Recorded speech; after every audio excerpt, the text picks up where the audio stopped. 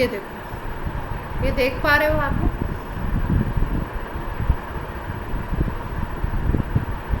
ये तो लीनियर है, बीच में ब्लू दिखाई दे रहा है, ब्लू पर्पल सा। CO2 मॉलिक्यूल को अगर एज्यूम करें तो ये ब्लू पर्पल सा कार्बन है, और ये जो पिंक पिंक है साइड साइड में, ये ऑक्सीजन होगा, और बीच में हो गया अपना डबल बॉन्ड। ठीक है, तो इसको ये शेप होता है लीनियर का, इस तरीके से एटम्स अरेंज होते हैं। फिर उसके बाद दूसरा हमने ट्राइगोनल प्लेनर बोला था, जो BF3 की बात हो रही थी। तो BF3 मॉलिक्यूल को अगर देखो तो इस तरीके से होता है। अगर ऐसे दिखा दूँ मैं इसको सीधे करके आपको, अगर ये वाला प्लेन है, पूरा ये प्लेन है, तो 3 बॉन्ड्स आपको दिख रहे हैं पिंक पिंक, देख पा रहे हैं सब लोग? ठीक है, तो ये अगर इस तरीके से एक प्लेन में है, ये तीनों के तीनों, और 120 का एंगल है, तो इसको बोलते हैं हम लोग TB, ट्राइगोनल प्लेन। अब इसके बाद बात की जाती है टेट्राहेड्रल की। तो टेट्राहेड्रल में कुछ इस तरीके का अरेंजमेंट होता है कि 2 आपके एक प्लेन में होते हैं, 2 बॉन्ड, मान लीजिए ऐसे, और एक आगे की तरफ होगा और एक पीछे की तरफ हम लोग इसमें प्लेस कर देते हैं। जैसे मान लो कुछ अगर ऐसा कुछ सोचो, नहीं, जब इसके एंड्स को सारे जितने भी साइड वाले एटम्स हैं, अगर उनको ज्वाइन करोगे तो एक टेट्राहेड्रन बनेगा। पिरामिड नहीं, पिरामिड तो अलग से शेप है। पिरामिड अलग शेप होता है क्या? आप लोग बताओ, मुझे पता है, मतलब मुझे ध्यान नहीं। ये देखो, देख पा रहे हो सब लोग? इसमें 2 बॉन्ड एक प्लेन में होंगे। कैसे दिखाऊं आपको जिससे कि आपको प्रॉपर दिखे? पहले से दिखा, ये देखो, 2 बॉन्ड आपके एक प्लेन में होंगे। मान लो ये वाला जो बॉन्ड है, जो ऊपर की तरफ ये जा रहा है, और एक ये दूसरा बॉन्ड है, ये एक प्लेन में हो, ठीक, और एक आगे की तरफ, देख पा रहे हो आप लोग? एक आगे की तरफ, और एक इसी के साथ इसी तरीके से पीछे की तरफ होता है। प्रॉपर टेट्राहेड्रन बन नहीं पाया है। एक आगे एक पीछे, और 2 होंगे एक प्लेन में। क्लियर है बात? जब इनको आप ज्वाइन करोगे तो एक टेट्राहेड्रल अरेंजमेंट क्रिएट होगा। अब ये जो टेट्राहेड्रल अरेंजमेंट है, अगर इसमें लोन पेयर एब्सेंट है, तो किस तरीके से यहाँ पे अगर हम बात करें तो किस तरीके से यहाँ पे आपका डायपोल मोमेंट 0 है। ठीक, ये टेट्राहेड्रल अरेंजमेंट है। मान लो कि ये वाला बॉन्ड, एक ये वाला बॉन्ड, और एक ये वाला बॉन्ड मान लो एक प्लेन में है। ठीक, एक ये प्लेन के आगे की तरफ है, और एक मान लो ये प्लेन के पीछे की तरफ। इनके बीच का एंगल होता है 109 डिग्री।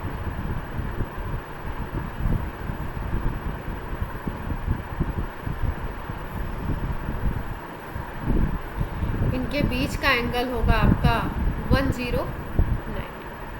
ये पीछे की तरफ, इस तरीके का रहेगा। ठीक है, अब इनको सबको अगर आप ज्वाइन करोगे तो एक टेट्राहेड्रन बन जाता है, इसीलिए इसको बोलते हैं हम लोग टेट्राहेड्रल शेप। इसमें सेंट्रल एटम यहाँ पे होगा, और साइड एटम्स इस तरीके से अरेंज होंगे। और अगर इसमें लोन पेयर 0 है, ऐसी किसी ज्योमेट्री में LP 0 होता है, तो इसमें डायपोल मोमेंट आता है।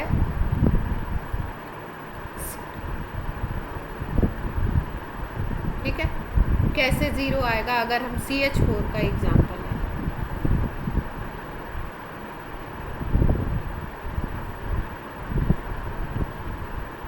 कौन कौन क्लास में? विदुषी क्लास में है, विधि क्लास में है। ये सारे बॉन्ड की लेंथ सेम होगी, मैंने ऐसे थोड़ा अलग अलग बना दिया। चलो, इसको कैसे एक्सप्लेन कर सकते हो कि इसका म्यू नेट 0 हो?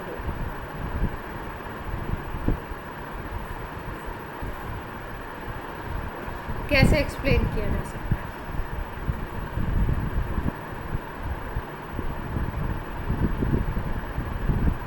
कोई तरीका है आपके पास? 4 डायपोल मोमेंट लगेंगे, इतना तो पता लग रहा है। इधर म्यू लगेगा। भाई कार्बन और हाइड्रोजन में कौन ज़्यादा इलेक्ट्रोनेगेटिव है, हाइड्रोजन या कार्बन? इलेक्ट्रोनेगेटिविटी किसकी ज़्यादा होती है, हाइड्रोजन की या कार्बन की? हाइड्रोजन की। पक्का? कितनी होती है, डेटा याद है? कुछ की इलेक्ट्रोनेगेटिविटी भी याद कर लो। विधि बताइए।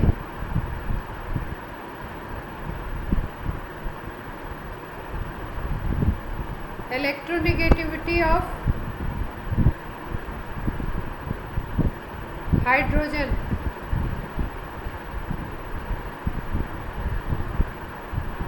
अच्छा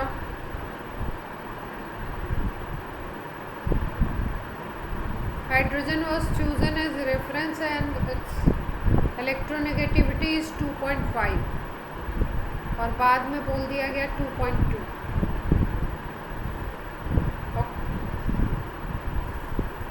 हाँ, हाइड्रोजन की है 2.2 और ऑक्सीजन की कितनी होती है, फ्लोरीन की होती है 4। ऑक्सीजन की बताइए।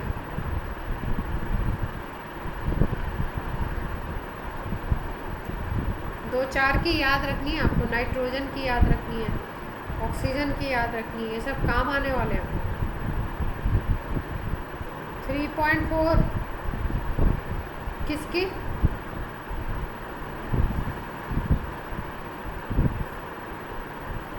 नाइट्रोजन की। नाइट्रोजन की। कार्बन की है 2.5।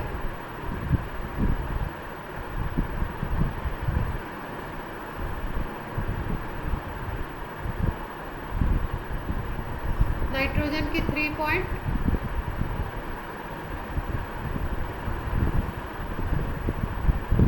सबके गूगल करवा दे भाई।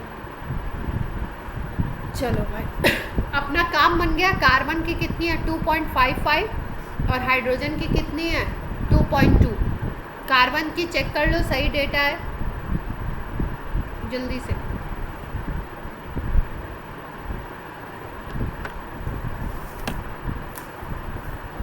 है। फॉस्फोरस की निकालो, चिरायु, जल्दी से। ये जितने एटम्स लिख रही हूँ इनकी याद होनी चाहिए, इनका बड़ा काम आने वाला है अपनी पूरी केमिस्ट्री में। क्लोरीन का भी पता होना चाहिए। फॉस्फोरस 2.19 यानी अप्रॉक्स 3.16। अच्छा ठीक, यही काम आते हैं अपने। एक तो FON काम आता है, FON कार्बन काम आता है, हाइड्रोजन काम आता है। हाइड्रोजन की हमने कहाँ लिखी, नहीं लिखी। हाइड्रोजन की बताओ जल्दी से, स्टार्ट किया जाए। 2.2 ये हाइड्रोजन की लिखी थी। अच्छा देखो, अब हमें पता लग गया कि कार्बन का पावर ज़्यादा है 2.5 है और हाइड्रोजन का पावर कम है, तो ये खींचेगा भाई। तो जो खींचता है वो नेगेटिव बनता है, बाकी कौन बनेंगे पॉजिटिव। तो यहाँ पे पॉजिटिव बनेगा, यहाँ पे पॉजिटिव बनेगा, यहाँ पे पॉजिटिव बनेगा और ये नेगेटिव बनेगा। एक डाइपोल ये वाला हो गया, इसका डायरेक्शन ये हो गया। एक डाइपोल ये हो गया, इसका डायरेक्शन ये हो गया। एक डाइपोल आपका ये वाला होगा, इसका डायरेक्शन ये होगा, और एक डाइपोल ये होगा, इसका डायरेक्शन ये होगा। ठीक है, तो ये कैसे किस तरीके से एक दूसरे को कैंसिल आउट कर सकते हैं, सोचो।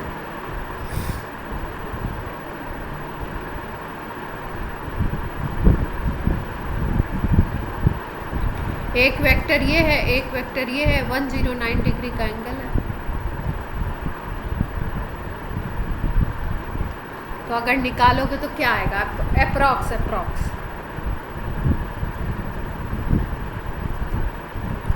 अब आप बोलेंगे कॉस 109 का वैल्यू तो मालूम नहीं है हमें, है ना? मालूम है क्या?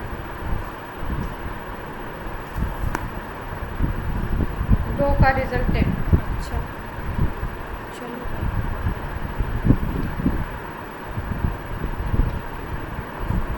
कॉस 90 की पता है? 0 होती है, ठीक है। कॉस 109 का बोलो, एक बार देखें तो फॉर्मूला से निकाल के, बाकी तो वो वैसे तो पता ही है अपने।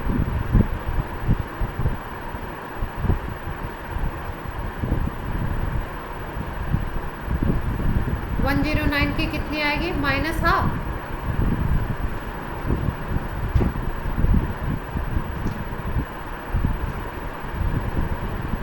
अच्छा,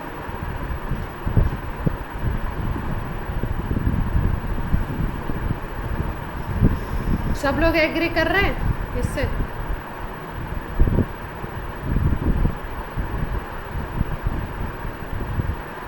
आपने गूगल से देख के बताया?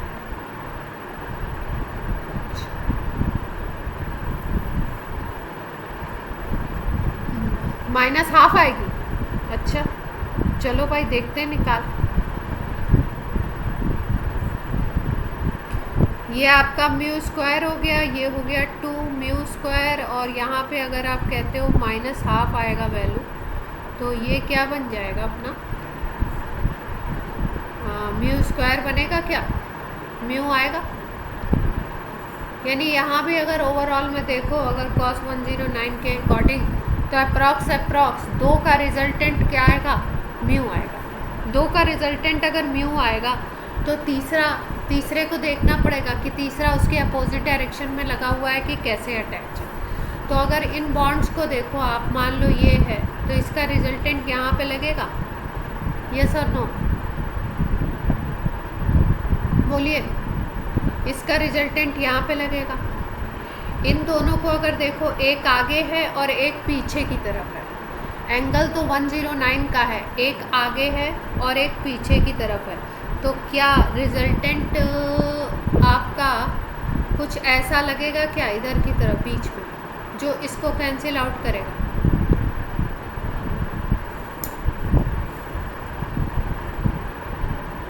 इसमें देखना है हमें कि कौन किसको कैंसिल कर रहा है ना। तो देखो, ऐसे देखो, इस मॉलिक्यूल को देखो, है ना। मान लो इसमें वेक्टर हम लोग एज्यूम करते हैं, 2 वेक्टर्स को ले लो। अगर इसको लेते हो आप, एक ये वेक्टर है और ये दूसरा वेक्टर है, इन दोनों के बीच का रिजल्टेंट कुछ यहाँ पे लगेगा, इस तरफ पे, ऐसे देख पा रहे हो? और ये रिजल्टेंट जस्ट पीछे वाले के अपोजिट होगा। तो जैसे ये कुछ अपोजिट बनेगा तो अप्रॉक्सी ये दोनों एक दूसरे को कैंसिल कर देंगे। इसी, हाँ बोलिए। हाँ, रिजल्टेंट तो दो के अकॉर्डिंग देखेंगे ना। अलग अलग क्यों लगेंगे? उनकी वैल्यू सेम आएगी। हाँ, अलग अलग डायरेक्शन में लगेंगे, जो चौथे को क्रॉस करेंगे। ठीक है, तो इस तरीके से अगर हम लोग देखें तो इसमें भी आपका रिजल्टेंट क्या आएगा? म्यू नेट क्या हो जाएगा? वो हो जाएगा 0। अब यहाँ पे भी अगर लोन पेयर इंट्रोड्यूस कर देते तो कहानी हो जाती दूसरी। अब नेक्स्ट ज्योमेट्री को समझ लेते हैं, फिर हम लोग ये ज्योमेट्री कैसे निकाल रहे हैं उसकी। टेट्राहेड्रल तक की बात हो गई। इसके बाद अगर हम बात करें तो इसके बाद कौन सी ज्योमेट्री डिस्कस करते हैं हम लोग? विधि ट्राइगोनल, कौन सी ज्योमेट्री? Trigonal bipyramidal. अब क्या है सीन? अब सीन ये है कि 3 जो बॉन्ड हैं आपके, वो एक प्लेन में होंगे। इसको मान लो एक प्लेन में, 3 बॉन्ड आपके एक प्लेन में होंगे। यहाँ पे बैठे हुए हैं आपके सेंट्रल एटम, ये हो गए हमारे 3 बॉन्ड जो एक प्लेन में है, और इस प्लेन के ऊपर और इस प्लेन के नीचे की तरफ एक एक बॉन्ड, इस प्लेन के ऊपर की तरफ और इस प्लेन के नीचे की तरफ एक एक। इस ज्योमेट्री को हम कहते हैं ट्राइगोनल बाइपिरामिडल। इसका जो बेस बनता है वो इस तरीके से अगर ज्वाइन करो तो ट्रायंगल बन जाएगा, और ऊपर से अगर इसको ज्वाइन करोगे तो ऊपर एक पिरामिड और नीचे की तरफ एक पिरामिड क्रिएट हो। इसलिए इस ज्योमेट्री को बोला जाता है ट्राइगोनल बाइपिरामिडल। अब आपको पता है कि इसमें एंगल कितना होगा, बॉन्ड एंगल। अगर इस ज्योमेट्री में बॉन्ड एंगल देखा जाए, बॉन्ड एंगल का मतलब है दो बॉन्ड्स के बीच का एंगल। जैसे मान लो ये है और ये है, ये है और ये है, ये है और ये है, कोई भी दो देख लो। जैसे मान लो हम अब की बार बात कर रहे हैं इसके और इसके बीच की बात कर रहे हैं, तो यहाँ तो आपको पता है कि ये ट्रायंगल ऐसे बना रहे हैं, तो यहाँ पे एंगल कितना होगा, 120 होगा। लेकिन वो जो एंगल जो ये 3 बॉन्ड इस प्लेन में है और एक इस प्लेन के ऊपर और एक इस प्लेन के नीचे। अब ये वाला जो बॉन्ड है जो मान लो इस प्लेन में है और एक इस बॉन्ड के प्लेन के ऊपर है, तो वहाँ पे 90 डिग्री का एंगल होगा क्या? ये 2D में दिख नहीं रहा है, 3D में अगर देखें तो 90 का एंगल होगा। तो इसमें अगर देखा जाए तो आपका एंगल क्या हो जाता है, एंगल आपका ये भी बनता है। अब देखो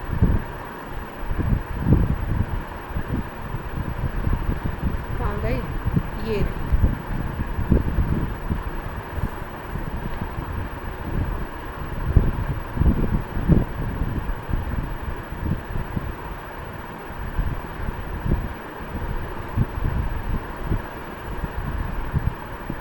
अच्छा विधि, आप लोगों को तो ये शेप वगैरह क्लियर होंगे ना? हाँ, 11th के बच्चों को थोड़ा सा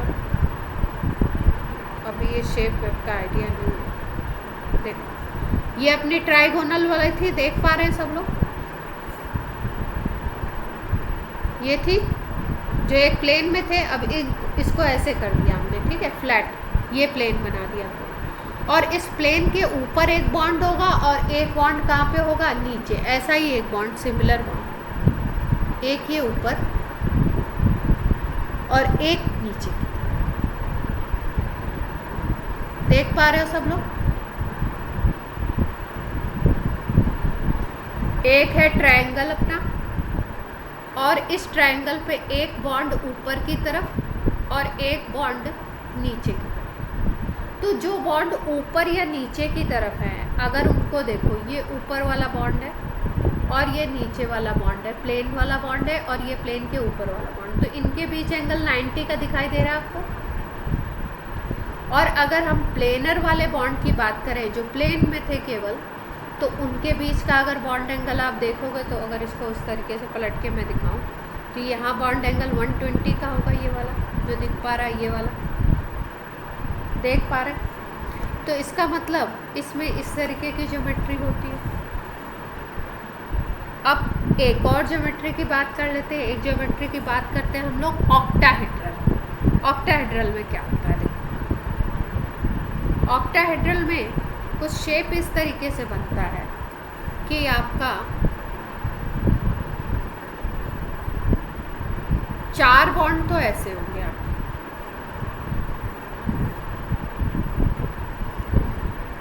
स्क्वायर बना दीजिए, है ना। यहाँ पे सेंट्रल एटम है अपना, यहाँ पे एक बॉन्ड बनेगा ऐसे, एक बॉन्ड बनेगा ऐसे, एक एटम से एक बॉन्ड बनेगा ऐसे, एक बॉन्ड बनेगा ऐसे। मतलब अगर आप ये साइड वाले एटम को ज्वाइन करो, 4 एटम्स को, तो स्क्वायर बनेगा। और फिर उसके बाद एक बॉन्ड इस स्क्वायर के ऊपर की तरफ और एक बॉन्ड इस स्क्वायर के नीचे। अगर इसको एक प्लेन बोल रहे हो तुम, तो इस प्लेन के ऊपर की तरफ एक बॉन्ड और एक बॉन्ड कहाँ पे, नीचे की तरफ। अगर इनके सारे कॉर्नर्स को हम लोग ज्वाइन करें तो हम लोग देखते हैं कि यहाँ पे क्रिएट होता है क्या, यहाँ पे क्रिएट हो जाएगा ऑक्टाहेड्रल शेप बन जाएगा। अगर इसको यहाँ से, इसको यहाँ से इस तरीके से अगर हम ज्वाइन कर दें नीचे से भी, तो यहाँ पे शेप आता है ऑक्टाहेड्रल ऑक्टाहेड्रल। इस ऑक्टाहेड्रल शेप में भी अगर हम बात करें तो इस ऑक्टाहेड्रल शेप में भी एग्जैक्टली कैंसिलेशन के पूरे चांसेस हैं अगर लोन पेयर नहीं है तो। एलपी नहीं है तो क्या होगा आपका, एलपी नहीं है तो आपका बॉन्ड एंगल एक दूसरे को कैंसिल कर देंगे। ये ऊपर की तरफ एक बॉन्ड ग्रीन से दिखाया गया, देख पा रहे हैं, और 4 बॉन्ड मैंने स्क्वायर में लगा रखे हैं। अभी मैंने इसको उल्टा करके दिखा दिया आपको। 4 बॉन्ड ऐसे लगे हैं जो स्क्वायर में, मतलब अगर उनके एंड्स को मिला दो तो एक स्क्वायर बन जाएगा इस तरीके से। और एक बॉन्ड ऊपर की तरफ है जिसको अभी मैंने आगे की तरफ दिखाया, और एक बॉन्ड नीचे की तरफ अगर लगा दें हम और फिर इसको सबको ज्वाइन कर दें तो ऑक्टाहेड्रल शेप बन जाएगा। देख पा रहे हो सब लोग। एक तो इसमें क्या हो रहा है, मेरे फिंगर्स भी आ जा रहे हैं कुछ ही, देख पा रहे हैं। 6 एटम्स होंगे, साइड एटम 6 हो, ठीक है, क्लियर है ऑक्टाहेड्रल। इसके बाद एक और ज्योमेट्री की बात की जाती है, उसको बोला जाता है पेंटागोनल बाइपिरामिडल। उसमें जो प्लेन में एंगल्स होंगे वो सारे के सारे कैसे होंगे, ये ऑक्टाहेड्रल थी। अगर हम पेंटागोनल बाइपिरामिडल की बात करें तो वो कुछ इस तरीके से, पेंटागन बना दो जिसके साइड्स इक्वल, सारे साइड्स हमें क्या रखने हैं, इक्वल। ये पेंटागन हो गया, मतलब यहाँ पे रख लो सेंट्रल एटम को और फिर ये साइड एटम्स।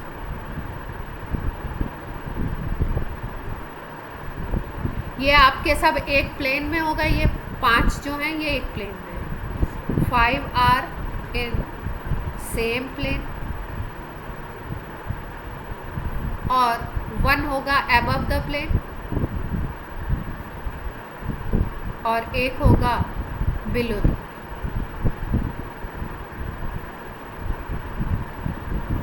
जिसको हम अलग कलर से दिखा देते हैं। मान लो अबव द प्लेन है ये ऊपर की तरफ और बिलो द प्लेन ये नीचे। क्लियर है बात, ज्योमेट्री समझ आ रही है कैसी कैसी मॉलिक्यूल में होती है, और रेगुलर ज्योमेट्री इसी को हम लोग बोलते हैं, ठीक है। ये देख लो, अगर देखो आप, ये रहा आपका पेंटागन। पेंटागन दिख रहा है, मैंने ऐसे प्लेन में नहीं रखा है, ऐसे दिखाने के लिए आपको ऐसे कर दिया, पलट दिया उसे। देख पा रहे हो पेंटागन, ब्लैक आपको बॉन्ड 5 दिखाई दे रहे हैं, बीच में ग्रीन है सेंट्रल एटम, और ये आपके हो गए 5 इस तरीके से, और ऊपर की तरफ एक बॉन्ड अटैच होगा और एक अगर हम लोग अटैच करें तो नीचे की तरफ अटैच कर सकते हैं, एक नीचे लगा दें। देखो सब देख पा रहे हैं, प्लेन में 5, एक ऊपर और एक नीचे। ये रहा अपना पेंटागोनल बाइपिरामिड। तो इस तरीके की ये आपकी रेगुलर ज्योमेट्री डिस्कस की जाती है, और इनमें डाइपोल मोमेंट कुछ इस तरीके से होता है कि अगर लोन पेयर नहीं है तो एक दूसरे को कैंसिल आउट कर देगा, और इसकी वैल्यू क्या आएगी, म्यू नेट की वैल्यू 0, ठीक है। अब कोई केस ऐसा भी हो सकता है कि जहाँ पे एक एक्सेप्शन भी है इसमें अच्छा सा, कि जहाँ पे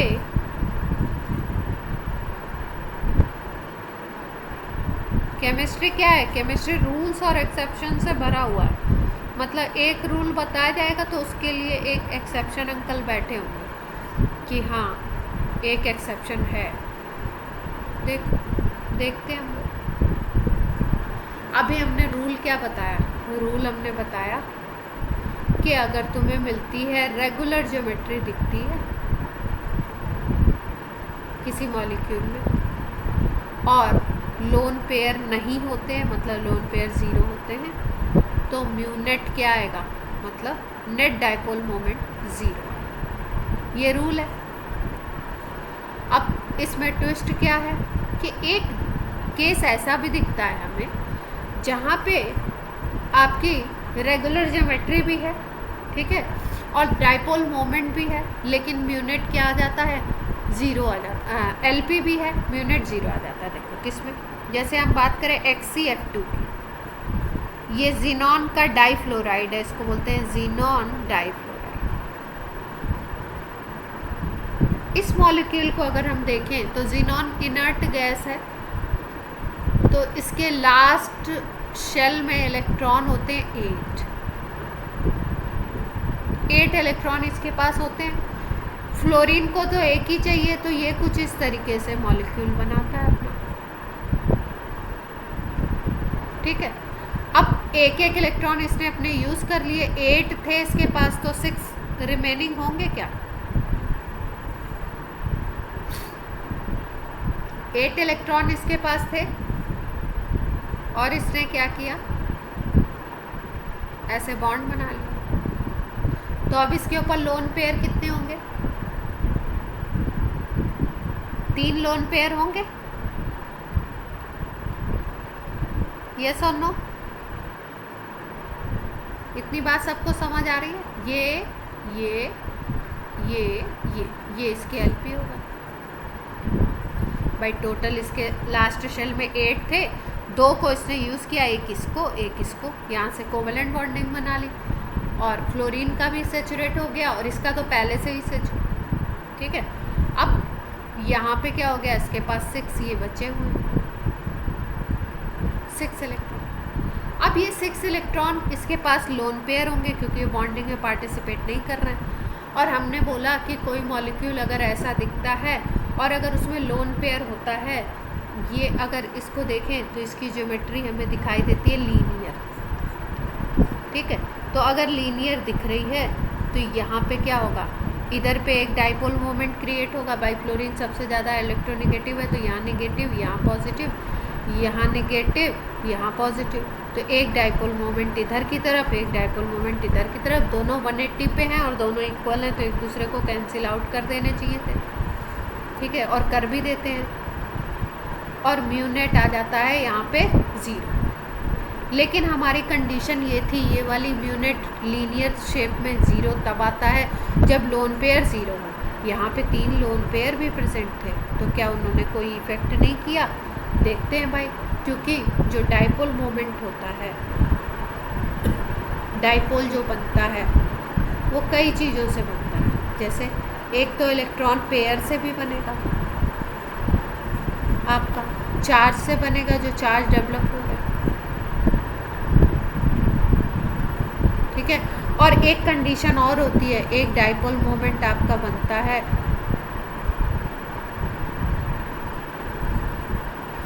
एटम और लोन पेयर के भी बीच में।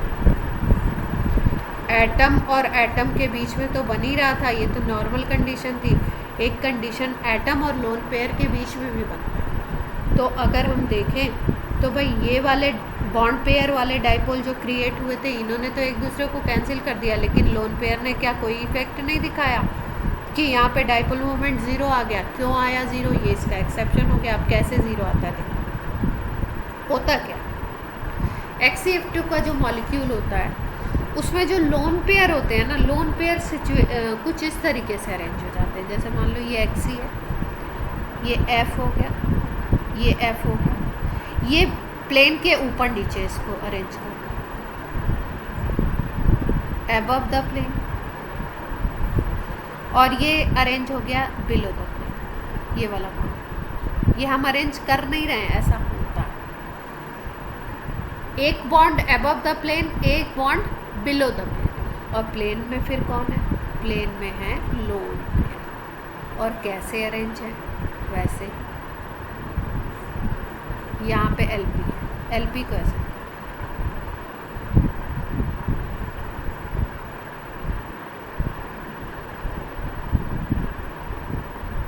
3 LP है। जैसे BF3 का बॉन्ड देख पा रहे थे आप, इस तरीके का था ना, रेगुलर ज्योमेट्री, TBP जिसको बोला था।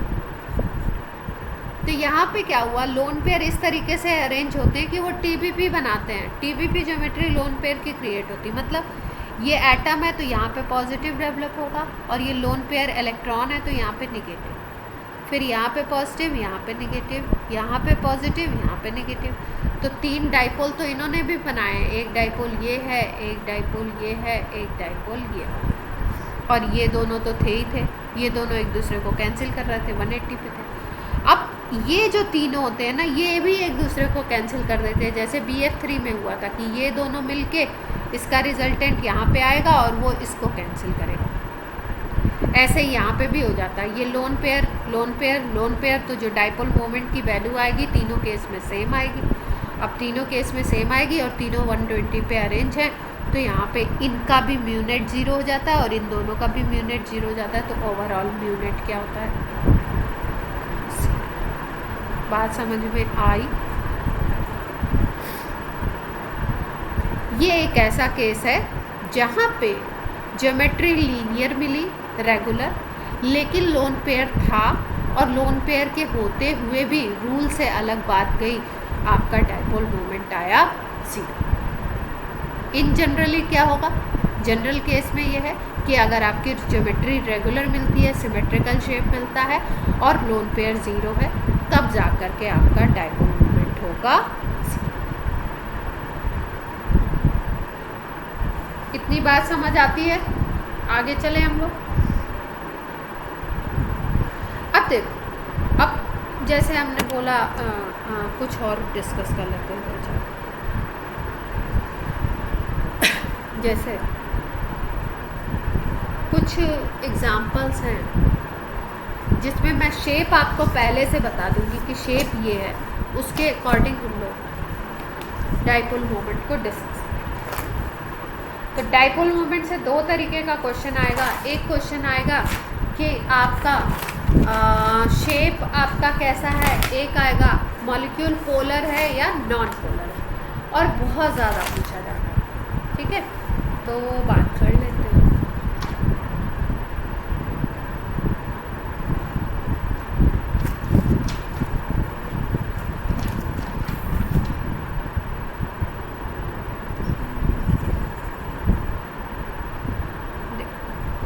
कैसे कैसे केस हमको देखने को मिलेंगे। जैसे मान लो हम बात करें डायएटॉमिक मॉलिक्यूल,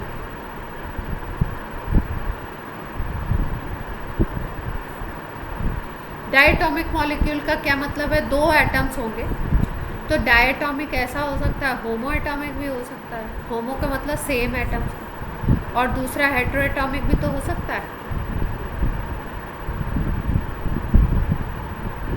अब देखो, जो डायएटॉमिक होते हैं और उसमें भी होमो एटॉमिक होते हैं, उनमें डीएम आता है 0, डाइपोल मोमेंट 0। और डाइपोल मोमेंट जब 0 होगा तो मॉलिक्यूल को बोलेंगे नॉन पोलर। जैसे H2 हो गया, N2 हो गया, O2 हो गया। अगर इन सब को देखो तो ये दोनों एटम सेम है, तो दोनों की पावर सेम है, तो यहाँ पे कोई डीएम क्रिएट ही नहीं होगा, यहाँ पे कोई पोल्स बनेंगे नहीं, दोनों एक दूसरे को सेम पावर से खींचेंगे। N2 हो गया, यहाँ पे भी कोई पोल नहीं। जब सेम एटम होते हैं तो कोई पोल डेवलप नहीं होता, क्योंकि दोनों की पावर सेम। तो ऐसे बॉन्ड्स को हम बोलते हैं नॉन पोलर। डाइपोल मोमेंट 0 होता है जब डायएटॉमिक हो और होमो एटॉमिक हो। होमो मतलब सेम एटम्स। हेट्रो की बात कर लेते हैं। जैसे मान लो ICl, ये भी 2 एटम से मिलके बना हुआ, लेकिन दोनों एटम डिफरेंट है। इसमें अगर हम देखें तो इलेक्ट्रोनेगेटिविटी ज़्यादा होती है Cl की, और I की इलेक्ट्रोनेगेटिविटी कम। तो इसका मतलब Cl ज़्यादा तेज़ी से खींचेगा इस इलेक्ट्रॉन पेयर को, तो जो तेज़ खींचता है उस पर नेगेटिव और इसके ऊपर पॉजिटिव, तो एक डाइपोल मोमेंट क्रिएट हो जाएगा पॉजिटिव टू नेगेटिव। तो म्यू होगा कुछ, मतलब म्यू की वैल्यू 0 नहीं होगी, कोई इसकी वैल्यू आएगी। क्वेश्चन कैसे कैसे आता है? म्यू 0 है, मॉलिक्यूल पोलर है, मॉलिक्यूल नॉन पोलर है, म्यू नेट नॉन ज़ीरो है, क्या है? तो हमें इसकी वैल्यू नहीं पता है कि कितनी है इसकी वैल्यू, पर इतना पता है कि ये इसकी इलेक्ट्रोनेगेटिविटी और इसकी इलेक्ट्रोनेगेटिविटी में डिफरेंस है, इसलिए मॉलिक्यूल तो होगा पोलर, और अगर पोलर दिखाई दे रहा है तो म्यू नेट क्या होगा? यहाँ पे आपका 0 नहीं होगा, मतलब कोई ना कोई वैल्यू आएगी। तो इसको बोल देते हैं पोलर मॉलिक्यूल।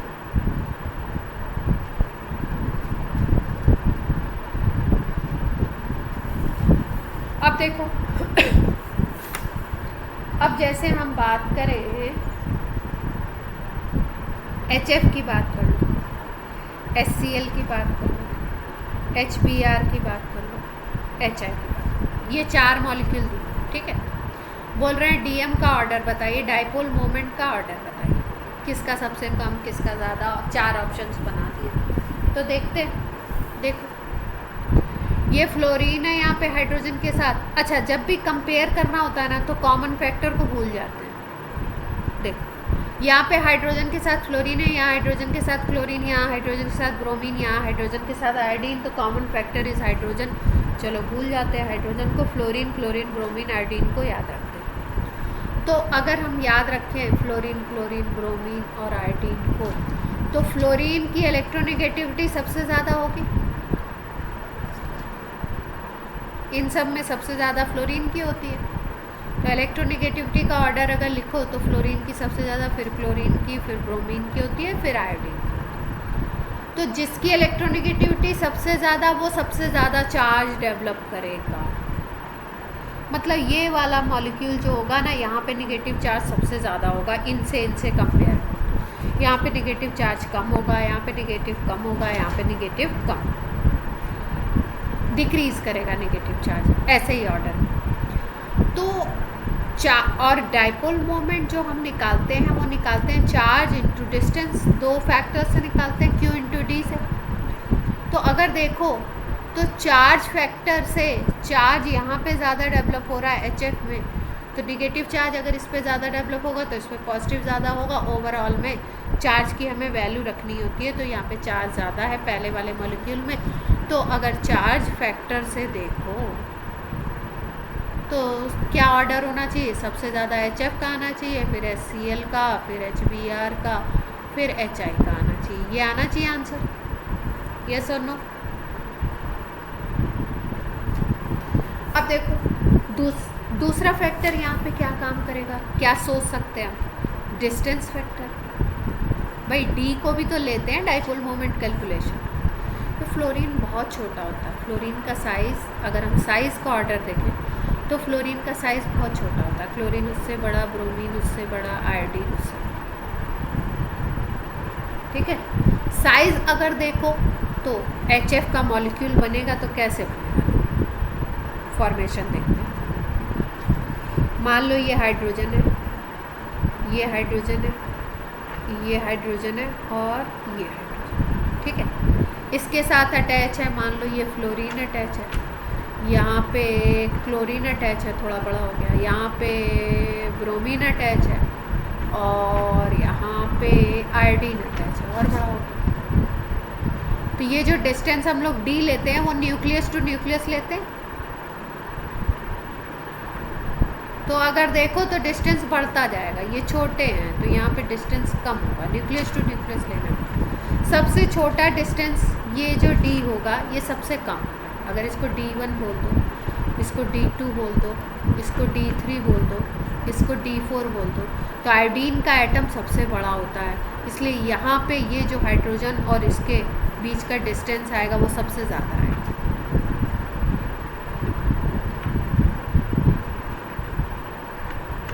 देख पा रहे?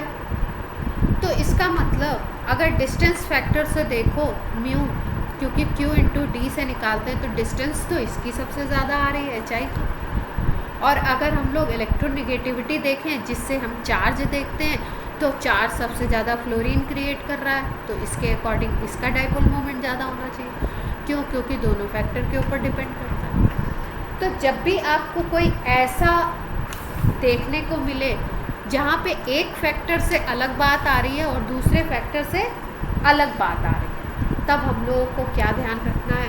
तब हमें ये ध्यान रखना है, क्योंकि इलेक्ट्रोस्टैटिक फोर्स ऑफ अट्रैक्शन बहुत स्ट्रांग होता है और वो चार्जेस के बीच होता है, तो हमें वहाँ पे चार्ज को देखना है, मतलब चार्ज फैक्टर डोमिनेट करेगा। तो चार्ज फैक्टर के अकॉर्डिंग किसका ज़्यादा आना चाहिए था, HF का। तो अपना आंसर क्या होगा।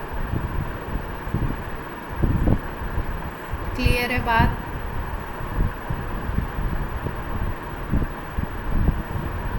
ठीक है। तो कहीं कहीं पे ऐसे भी हमको देखने को मिलते हैं जहाँ पर कि आपको चार्ज फैक्टर और ये वाले दोनों फैक्टर को देखना पड़ता है। जब दोनों को आप देखोगे तो क्या देखना पड़ेगा हमको कि भाई इलेक्ट्रोनिगेटिविटी का क्या सीन है और डिस्टेंस का क्या सीन है। कोई ऐसा तो नहीं है बहुत बड़ा मॉलिक्यूल है तो डिस्टेंस अलग हो जाएगा। अब कुछ इसके भी एक्सेप्शन है, उनको भी हम लोग देखेंगे। जैसे मान लो पॉलीएटॉमिक है,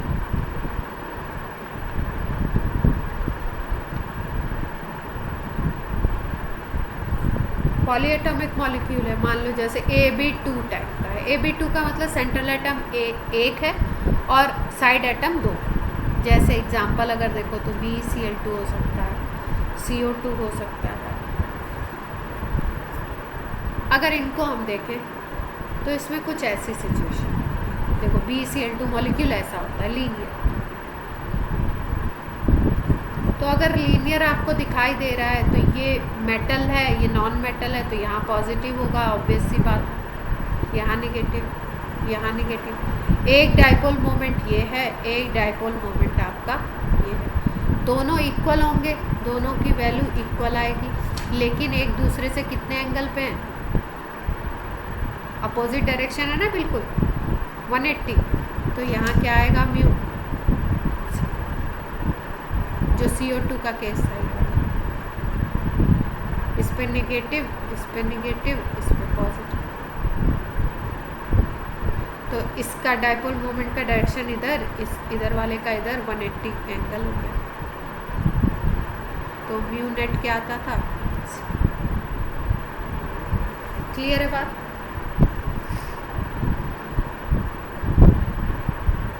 जैसे एक मॉलिक्यूल इसी उसमें होता है C2H2, इसको बोलते हैं एसिटाइलिन।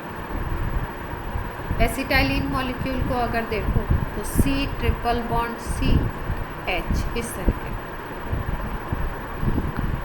और ये इसमें कार्बन जो होता है वो आपका इलेक्ट्रोनिगेटिव ज़्यादा है हाइड्रोजन के कंपैरिजन में। तो ये इधर इलेक्ट्रॉन पुल करेगा, ये वाला हाइड्रोजन से इधर इलेक्ट्रॉन पुल करेगा। तो जब इलेक्ट्रॉन पुल करेंगे तो देखो यहाँ पे निगेटिव, यहाँ पे पॉजिटिव, और यहाँ पे निगेटिव, यहाँ पे पॉजिटिव। दो डाइपोल बन गए, एक ऐसे जा रहा है और एक ऐसे जा रहा है। अगर दोनों की वैल्यू देखो तो सेम हो, एक ऐसे और एक ऐसे, तो एंगल कितना होगा इनके बीच में। दोनों का अपोजिट डायरेक्शन है, जस्ट अपोजिट। तो जस्ट अपोजिट का मतलब एंगल 180 का होगा भाई। जस्ट अपोजिट ये भी होता है वेक्टर में, और जस्ट अपोजिट ये भी होता है। एक वेक्टर इधर है, एक वेक्टर इधर है, ठीक है। तो 180 का एंगल है तो म्यू नेट क्या होगा यहाँ पे भी, डाइपोल मोमेंट। क्लियर।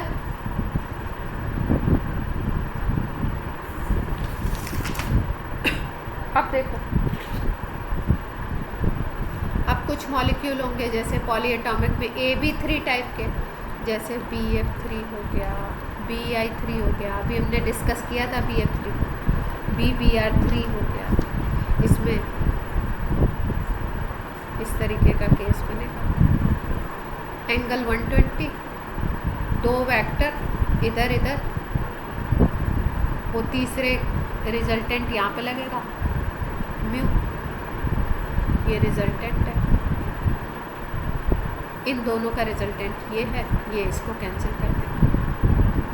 फिर अगर हम बोलें इन दोनों का रिजल्टेंट तो इधर लगेगा, ये इसको कैंसिल कर देगा। अब अगर हम बोलें इन दोनों का रिजल्टेंट तो ये लगा था, अब इन दोनों का रिजल्टेंट यहाँ पे लगेगा, तो ये इसको कैंसिल कर देगा। मतलब 3 तो वेक्टर थे और 3 उनके रिजल्टेंट लग गए, दो दो के पेयर भाई। एक 1-2 के बीच में, एक 2-3 के बीच में, एक 3-1 के बीच में, एक रिजल्टेंट ये, एक रिजल्टेंट ये, एक रिजल्टेंट ये, और सबकी वैल्यू सेम है और डायरेक्शन एकदम अपोजिट लग रहा है। तो आपका यहाँ पे भी क्या होगा। क्लियर है बात।